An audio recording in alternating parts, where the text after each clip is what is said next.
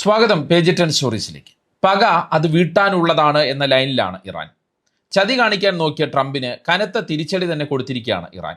ഒരു ഭാഗത്ത് ചർച്ചയും മറ്റിടത്ത് ആക്രമണവും എന്ന തനി സ്വഭാവം പുറത്തെടുത്ത ട്രംപിന് നല്ല മറുപടി തന്നെ ഇറാൻ കൊടുത്തുവെന്നും പറയാം. സമാധാന നിർദ്ദേശങ്ങൾ തങ്ങളുടെ മുന്നിലുള്ളതൊന്നും ഇറാൻ നോക്കിയില്ല. അമേരിക്കയുടെ 3 ഡിസ്ട്രോയർ കപ്പലുകളെ ഇറാൻ ആക്രമിച്ച് കേടുവരുത്തി. ഇതിനൊപ്പം UAE-യിലേക്ക് തുടർച്ചയായി മിസൈൽ ആക്രമണം നടത്തുകയും ചെയ്തു. കൂടാതെ ബാർബഡോസിന്റെ പതാകയുള്ള കപ്പൽ ഇറാൻ പിടിച്ചെടുക്കുകയും ചെയ്തു. ഇറാനും അമേരിക്കയും നേരിട്ട് തന്നെ ഹോർമൂസിൽ ഏറ്റുമുട്ടി എന്നുള്ളതാണ് പുതിയ സാഹചര്യം.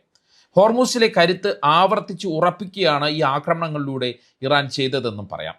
ഇറാൻ ഒരിക്കലും സമ്മർദ്ദത്തിന് വഴങ്ങില്ല എന്നാണ് അബ്ബാസ് അരാക്ചിയുടെ പ്രതികരണം. കരാറിലേക്ക് കാര്യങ്ങൾ എത്തുമ്പോൾ അമേരിക്ക കുഴപ്പങ്ങൾ ഉണ്ടാക്കുകയാണെന്നും അദ്ദേഹം പറഞ്ഞു.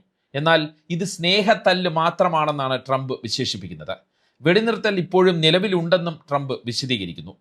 അമേരിക്കൻ സേനയ്ക്ക് വലിയ നാശനഷ്ടങ്ങൾ ഉണ്ടായെന്നാണ് ഇറാൻ സായുധ സേന പറയുന്നത്. അമേരിക്ക വെടിനിർത്തൽ ലംഘിച്ചതിന് മറുപടിയായിട്ടാണ് സൈനിക നടപടി നടത്തിയതെന്നും ഇറാൻ വിശദീകരിക്കുന്നു. എന്നാൽ തങ്ങളുടെ ആസ്തികൾക്ക് കേടുപാടൊന്നും ഇല്ല എന്നാണ് പതിവ് പോലെ അമേരിക്കൻ സേനയുടെ പ്രതികരണം. അതിനിടെ സൗദിയും കുവൈറ്റും അമേരിക്കയ്ക്കായി വീണ്ടും വ്യോമാതിർത്തിയും സൈനിക താവളങ്ങളും തുറന്നുകൊടുത്തു. ഇതോടെ പ്രോജക്റ്റ് ഫ്രീഡം വീണ്ടും ട്രംപ് തുടങ്ങുമെന്നുള്ള വാർത്തകളും പുറത്തുവരികയാണ്. അർഹിക്കുന്ന തിരിച്ചടി അതിന് നൽകുമെന്നാണ് ഇറാന്റെ മറുപടി. സമാധാന കരാറിന്റെ പടിവാതിക്കൽ നിൽക്കെ ഹോർമൂസിൽ പൊട്ടിപ്പുറപ്പെട്ട സംഘർഷ സാഹചര്യങ്ങളുടെ വിവിധ വശങ്ങൾ നോക്കിക്കാണുകയാണ് ഈ വീഡിയോയിലൂടെ. ആദ്യം ഇറാൻ അമേരിക്കയ്ക്ക് കൊടുത്ത കനത്ത തിരിച്ചടി എന്താണെന്ന് പരിശോധിക്കാം. ഇറാനുമായി ചർച്ചകൾ വളരെ നിർണായക ഘട്ടത്തിലാണെന്ന് ട്രംപ് പറഞ്ഞ മെയ് 6 തന്നെയാണ് ഇറാന്റെ എണ്ണക്കപ്പൽ അമേരിക്കൻ നേവി ആക്രമിച്ചത്. ഗൾഫ് ഓഫ് ഒമാനിൽ വെച്ചാണ് MD ഹസ്ന എന്ന എണ്ണക്കപ്പലിന് നേരെ അമേരിക്കയുടെ ആക്രമണം ഉണ്ടായത്. കപ്പലിന്റെ എഞ്ചിൻ ഭാഗം ലക്ഷ്യം വെച്ച് നടത്തിയ ആക്രമണത്തിലൂടെ കപ്പലിന്റെ പ്രവർത്തനം പൂർണ്ണമായും നിലച്ചു. ചരക്കൊന്നും ഇല്ലാത്ത കപ്പലിന് നേരെയായിരുന്നു അമേരിക്കയുടെ ഈ ആക്രമണം അല്ലെങ്കിൽ പ്രകോപനം. മാത്രമല്ല, ഹോർമൂസ് കടലിടുക്കിന്റെ പ്രവേശന കവാടത്തിലുള്ള തന്ത്രപ്രധാനമായ ഖേഷൻ ദ്വീപിലും, അതായത് ഈ ദ്വീപിന്റെ ഒരു പ്രത്യേകത, ഈ ദ്വീപിലാണ് ഇറാന്റെ നാവികസേനയുടെ വലിയൊരു ഭാഗമെന്നാണ് കരുതപ്പെടുന്നത്. അവിടെയും തെക്കൻ ഇറാനിലെ ബന്ദർ ഖമീർ, സിറിക് എന്നീ തീരപ്രദേശങ്ങളിലും അമേരിക്ക വ്യോമാക്രമണം നടത്തിയതായി ഇറാൻ വ്യക്തമാക്കി. പടിഞ്ഞാറൻ ടെഹ്റാനിലും ഇറാന്റെ വ്യോമ പ്രതിരോധ സംവിധാനങ്ങൾ പ്രവർത്തിച്ചുവെന്നും അധികൃതർ പറഞ്ഞു. ഒരു വശത്ത് ചർച്ച നടക്കുമ്പോൾ മറുവശത്ത് ഇങ്ങനെ ചതി കാണിച്ച അമേരിക്കയ്ക്ക് തക്കതായ ചുട്ട മറുപടിയാണ് ഇറാൻ നൽകിയത്. ഹോർമൂസ് കടലിടുക്കിനും കിഴക്കൻ ചബഹാർ തുറമുഖത്തിനും സമീപത്തുള്ള അമേരിക്കൻ സൈനിക കപ്പലുകളെയാണ് ഇറാൻ വ്യാഴാഴ്ച ലക്ഷ്യമിട്ടത്. 3 ഡിസ്ട്രോയർ കപ്പലുകളായ USS Truxtun, USS Mason, USS Rafael Peralta എന്നീ കപ്പലുകൾക്ക് നേരെയാണ് ഇറാൻ വെടിവെച്ചത്. ബാലിസ്റ്റിക് മിസൈലുകൾ, ക്രൂസ് മിസൈലുകൾ, സ്ഫോടക വസ്തുക്കൾ നിറച്ച ഡ്രോണുകൾ എന്നിവ ഉപയോഗിച്ചാണ് ഇറാൻ ഈ കപ്പലുകളെ ആക്രമിച്ചത്. തങ്ങളുടെ ആക്രമണത്തിൽ അമേരിക്കൻ കപ്പലുകൾക്ക് കാര്യമായ നാശനഷ്ടങ്ങൾ സംഭവിച്ചു എന്ന് തന്നെയാണ് ഇറാന്റെ സായുധ സേനയുടെ പ്രവർത്തന കേന്ദ്രമായ ഖാത്തം അൽ അൻബിയ സെൻട്രൽ ആസ്ഥാനത്തെ വക്താവ് അവകാശപ്പെട്ടത്. എന്നാൽ തങ്ങളുടെ ആസ്തികൾക്കൊന്നും ആഘാതമോ കേടുപാടുമോ പറ്റിയിട്ടില്ല എന്നാണ് അമേരിക്കൻ സെൻട്രൽ കമാൻഡ് പറയുന്നത്. ഗൾഫിലെ അമേരിക്കൻ സൈനിക താവളങ്ങളിൽ ഇറാൻ ആക്രമണം നടത്തിയപ്പോഴും സെൻട്രൽ കമാൻഡ് ഇത് തന്നെയാണ് പറഞ്ഞത്. വലിയ കേടുപാടൊന്നും എങ്ങും പറ്റിയിട്ടില്ല എന്നാണ് അന്നും പറഞ്ഞത്. എന്നാൽ ഇപ്പോൾ CNN-ഉം വാഷിംഗ്ടൺ പോസ്റ്റും പോലുള്ള മാധ്യമങ്ങൾ പുറത്തുവിട്ട റിപ്പോർട്ടുകളിലൂടെ ഇറാന്റെ ആക്രമണത്തിന്റെ ആഘാതം എത്രത്തോളം വലുതായിരുന്നു എന്ന് ലോകം അറിയുകയായിരുന്നു.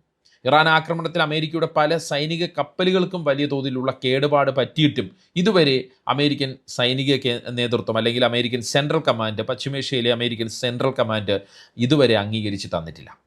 ഇറാന്റെ തിരിച്ചടി അവിടെയും നിന്നില്ല, അതായത് ഈ കപ്പലുകളെ ആക്രമിക്കുന്നതിലേക്കും നിന്നില്ല. അവിടെയൊന്നും മുന്നോട്ട് പോയി UAE-യിലേക്ക് 2 മിസൈലുകളും 3 ഡ്രോണുകളും ഇറാൻ തൊടുത്തു. UAE-യിലെ അമേരിക്കൻ സൈനിക താവളങ്ങളെ തന്നെയാണ് ഇറാൻ ലക്ഷ്യമിട്ടത് എന്നാണ് സൂചന. എന്നാൽ ഇത് വെറും ഒരു ഭീഷണിപ്പെടുത്താനുള്ള ആക്രമണമാണ് എന്നാണ് പൊതുവെയുള്ള വിലയിരുത്തൽ. അമേരിക്കൻ അനുകൂല പ്രസ്താവനകളും അമേരിക്കയുടെ പ്രോജക്റ്റ് ഫ്രീഡത്തിൽ പങ്കാളിയായതുമെല്ലാം UAE-യെ ഇറാന്റെ നോട്ടപ്പുള്ളിയാക്കി മാറ്റിയിട്ടുണ്ട് എന്നുള്ളതാണ് ആ രാഷ്ട്രീയ സാഹചര്യം. അതുകൊണ്ട് തന്നെയാണ് അമേരിക്കയുടെ പ്രകോപനം എപ്പോൾ ഉണ്ടായാലും UAE-യിലേക്കോ ബഹ്റൈനിലേക്കോ ഇറാൻ ആക്രമണം നടത്താനുള്ള സാധ്യത നിലനിൽക്കുന്നത്.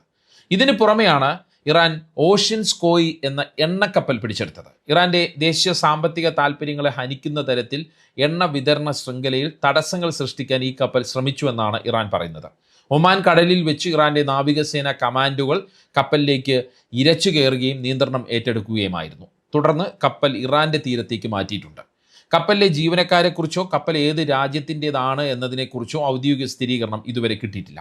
എങ്കിലും ഇതൊരു ബാർബഡോസ് പതാക വഹിക്കുന്ന കപ്പലാണ് എന്നാണ് ചില റിപ്പോർട്ടുകൾ സൂചിപ്പിക്കുന്നത്. അതായത് അമേരിക്കയും ഇറാനും തമ്മിൽ നേരിട്ടുള്ള ഏറ്റുമുട്ടലാണ് ഹോർമൂസിൽ നടന്നത് എന്ന് തന്നെ പറയാവുന്ന സാഹചര്യമാണ്. പക്ഷെ അപ്പോഴും അതിനെ നിസ്സാരവൽക്കരിക്കുന്ന, ലളിതവൽക്കരിക്കുന്ന രീതിയിലാണ് ട്രംപ് പ്രതികരിച്ചത്.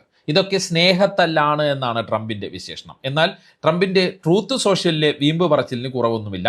ഇറാൻ ആക്രമിച്ച 3 ഡിസ്ട്രോയർ കപ്പലുകളും വെടിയുണ്ടകൾക്കിടയിലൂടെ ഹോർമൂസ് കടന്നുവെന്നാണ് ട്രംപ് അവകാശപ്പെടുന്നത്. ഈ കപ്പലുകൾക്ക് കേടുപാടുകളൊന്നും പറ്റിയിട്ടില്ല എന്നും ട്രൂത്ത് സോഷ്യലിൽ ട്രംപ് കുറിച്ചിട്ടുണ്ട്. മാത്രമല്ല ഇറാൻ്റെ 6 ബോട്ടുകളെ തകർത്തുവെന്നും ട്രംപ് പറയുന്നു. അവർ നമ്മളെ പ്രകോപിപ്പിച്ചു, നമ്മൾ അവരെ തകർത്ത് കളഞ്ഞു എന്നും ട്രംപ് പുറത്ത് മാധ്യമങ്ങളോടും പറഞ്ഞു.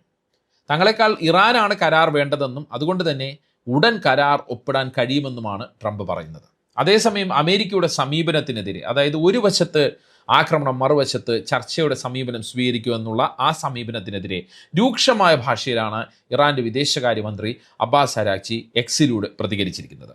ഓരോ തവണയും നയതന്ത്രപരമായ പരിഹാരത്തിന് സാധ്യത തെളിയുമ്പോൾ അമേരിക്ക മനഃപൂർവ്വം ഭ്രാന്തമായ സൈനിക സാഹസങ്ങൾക്ക് മുതിരുകയാണ് എന്ന് അരാക്ചി കുറ്റപ്പെടുത്തി. അദ്ദേഹം പറയുന്നത് കറക്റ്റാണ്. കാരണം ഓരോ തവണയും നമ്മൾ ചിന്തിച്ച് നോക്കിയാൽ മതി, ഓരോ തവണയും ചർച്ചയുടെ സാഹചര്യം അല്ലെങ്കിൽ കരാറിൻ്റെ സാഹചര്യത്തിലേക്ക് കാര്യങ്ങൾ എത്തുന്നതും അമേരിക്ക മറുഭാഗത്ത് ഏതെങ്കിലും കപ്പൽ പിടിച്ചെടുക്കും, അല്ലെങ്കിൽ ഏതെങ്കിലും രീതിയിലുള്ള പ്രകോപനപരമായ രീതിയിലേക്ക് കാര്യങ്ങളെ കൊണ്ടുപോകും. അതാണ് അരാക്ചി ഇവിടെ സൂചിപ്പിക്കുന്നത്. ഇറാനിയൻ ജനത ഒരിക്കലും ഭീഷണികൾക്കും സമ്മർദ്ദങ്ങൾക്കും മുന്നിൽ വഴങ്ങില്ല എന്നും അരാക്ചി വ്യക്തമാക്കുന്നു.